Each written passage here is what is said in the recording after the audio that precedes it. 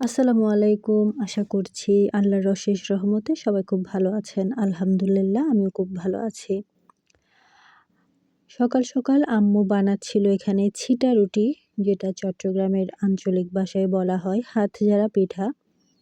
এটাকে হাতঝাড়া পিঠা বলার কারণ হচ্ছে এটা হাত ঝেড়ে ঝেড়ে বানানো হয়, অর্থাৎ আঙ্গুলের মধ্যে এখানে যে ব্যাটারটা আছে সেটা নিয়ে আঙ্গুলটা ঝেড়ে ঝেড়ে তারপর এই পিঠাটা বানানো হয়। তো তাই জন্য এটাকে চট্টগ্রামের ভাষায় আমরা হাতঝাড়া পিঠা বলি। তো এটার শুদ্ধ নাম হচ্ছে ছিটা রুটি, যেটা অনেক বেশি ভালো লাগে খেতে। বিশেষ করে চা দিয়ে আমাদের খেতে খুবই মজা লাগে। এছাড়াও এটা কিন্তু মাংসের ঝোল দিয়ে খেতেও খুবই মজার। তো দেখতে পাচ্ছেন কিভাবে এটা ঝেড়ে ঝেড়ে বানানো হচ্ছে। এটা কিন্তু অসম্ভব মজার একটা পিঠা, বিশেষ করে আমার জন্য। তো সেটা দিয়ে সকালের নাস্তা শেষ করলাম। এরপর হচ্ছে এখানে আম্মুর গাছেরই ধুন্দল এখানে কেটে নিয়েছি। এছাড়াও আরও অনেকগুলো ধুন্দল আছে, এগুলোও কাটবো। এরপর হচ্ছে বেগুন পাওয়া গিয়েছে গাছ থেকে, সেগুলোও কিন্তু আজকে রান্না করব। তো এখানে দেখতে পাচ্ছেন আম্মু কিন্তু বেগুনটা কেটে দিয়েছে। আমি আম্মুকে বলেছি একটু এভাবে ধরে রাখতে যেন আমি ভিডিও করতে পারি। তো আমি প্রায় সময় কিন্তু আম্মুকে এভাবে বিরক্ত করে থাকি, আর আম্মু আমার বিরক্তগুলো সহ্য করে আমার ভিডিওর জন্য। তো এই তো আমি রান্না করে নিচ্ছিলাম, যেহেতু তখন আম্মু আর আমি ছিলাম শুধু, তাই আমি রান্না করছিলাম আর আম্মু কেটে দিয়েছে। আর এই তো এখানে হচ্ছে ধুন্দলটা বসিয়ে দিলাম। আর সেদিন কিন্তু আমরা আমি বেশ অনেকগুলোই রান্না করেছি। একটা হচ্ছে এইটা, তারপর হচ্ছে বেগুনেরটা ভর্তা করেছিলাম। এখানে দেখতে পাচ্ছেন বেগুনের সাথে টমেটোও নিয়েছি। তো এটা একটু ভর্তা মতোই করেছিলাম বেগুনটা। আমাদের কিন্তু বেগুন গাছ বেশ কয়েকটা আছে, তবে খুব একটা কিন্তু অনেক বেশি বেগুন হয় না।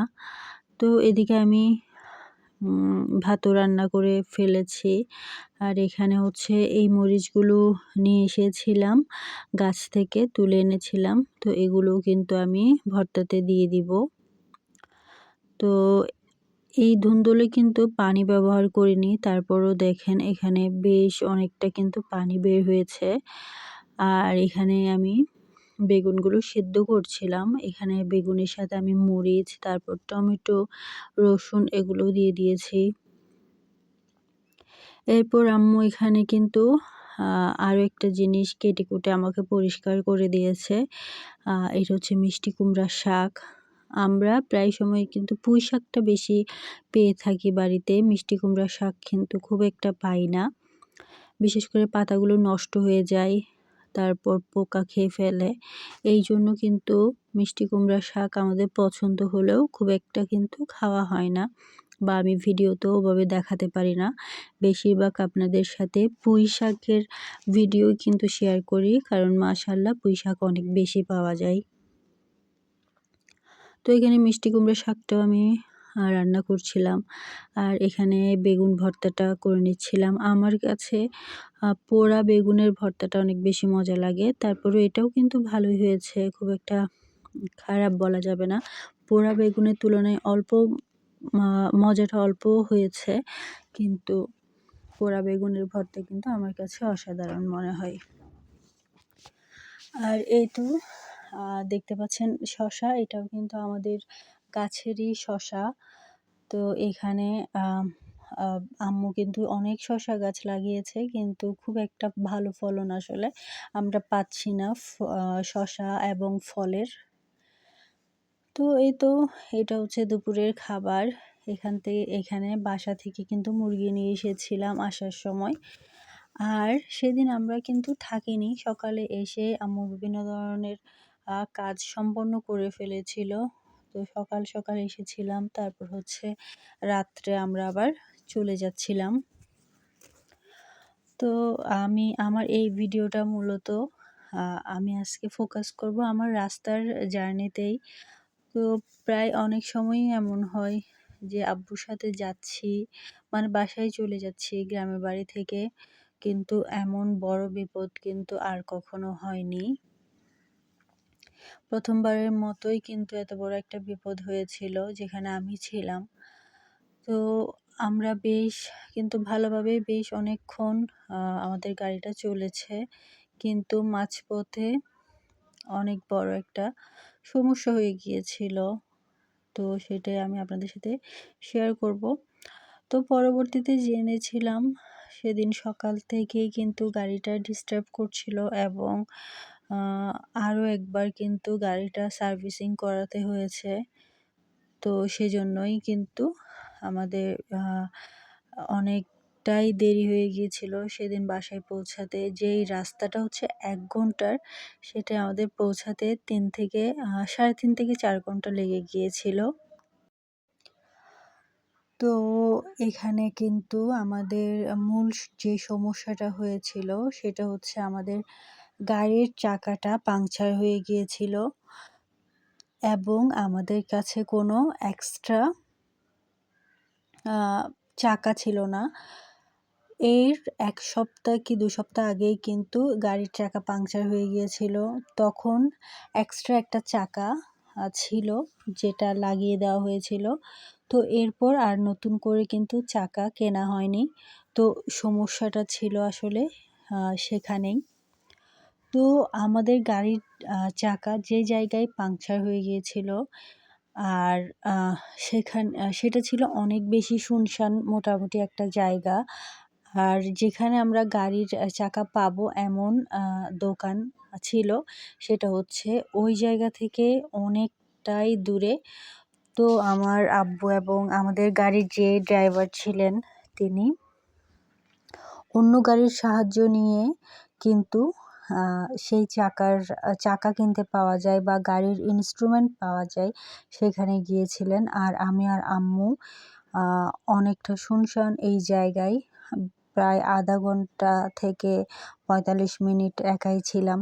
তো এটাই ছিল মূলত ভয়ের কাহিনী যে আমরা ২ টা মাত্র মানুষ এখানে একাই ছিলাম এতক্ষণ ধরে। তো আমাদের গাড়ি নষ্ট হওয়ার আগে কিন্তু আমাদের এখানে আমরা বেশ কিছু খাওয়া-দাওয়া করেছিলাম। আর যে খাওয়া-দাওয়াগুলো এসেছিল অর্থাৎ আমাদেরকে চলতি পথেই দিয়েছিলেন হচ্ছে আমাদের একজন আত্মীয় যার বাসায় আব্বু গিয়েছিল। আমরা অবশ্য যাইনি। তো আমরা সেই ওনাদের দেওয়া নাস্তাগুলো আসলে ১টা ২টা করে খেয়েছিলাম গাড়িতে, আমি এবং আম্মু। তো এই খাওয়া-দাওয়ার পরই কিন্তু আমাদের এই অঘটনটা হয়েছিল। তো দেখতে পাচ্ছেন আমরা বসে আছি এবং প্রথমত এখানে ১ম এ কোথায় পাওয়া যাবে গাড়ির ইনস্ট্রুমেন্ট সেটা দেখতে ১ম এ আমাদের ড্রাইভার গিয়েছিলেন। তো ড্রাইভার গিয়ে কিন্তু এই লোকটাকে নিয়ে এসেছিলেন। নিয়ে এসে আবার উনি সব চেক করে তারপরে কিন্তু আবার গাড়ির চাকা আনতে গিয়েছিলেন। কারণ উনি না দেখে তো আর চাকাটা আনতে পারবেন না। তো দেখে গাড়ির চাকাটা আসলে কোন মাপের লাগবে সেটা দেখেই কিন্তু উনি চাকাটা এনেছিলেন। তো সেখানেও গিয়েছিল আসলে আরও ৪০-৪৫ মিনিট। এভাবেই কিন্তু ১.৫-২ ঘন্টা এমনিতেই চলে গিয়েছিল। তো আমরা এখানে যেহেতু গাড়ির চাকা ঠিক করছিল, আমরা বাইরে দাঁড়িয়েছিলাম। আর প্রচণ্ড গরম ছিল, মোটেও বাতাস ছিল না। আর যেহেতু গাড়িতে আমাদের কোনো হাত পাকারও ব্যবস্থা ছিল না, তো আমরা অনেক বেশি ঘামছিলাম। তো শেষে আম্মুর ব্যাগে থাকা পাতলা খাতা আমাকে বের করে দেয়। সেটা দিয়ে কোনোমতে আমি বাতাস করছিলাম। তবে শেষ পর্যন্ত আল্লাহর রহমতে গাড়ির সমস্যাটা সলভ হয়েছিল এবং আমরা বাসায় পৌঁছতে পেরেছিলাম। তবে অনেক বেশি টায়ার্ড হয়ে গিয়েছিলাম সেদিন এবং অনেক বেশি কষ্টকর একটা জার্নি পার করেছিলাম। তো আজকের এই ভিডিওটা এতটুকুই রাখছি। ইনশাআল্লাহ পরবর্তীতে আবারও নতুন কোনো ভিডিও নিয়ে আপনাদের সামনে হাজির হব। সে পর্যন্ত আল্লাহ হাফেজ।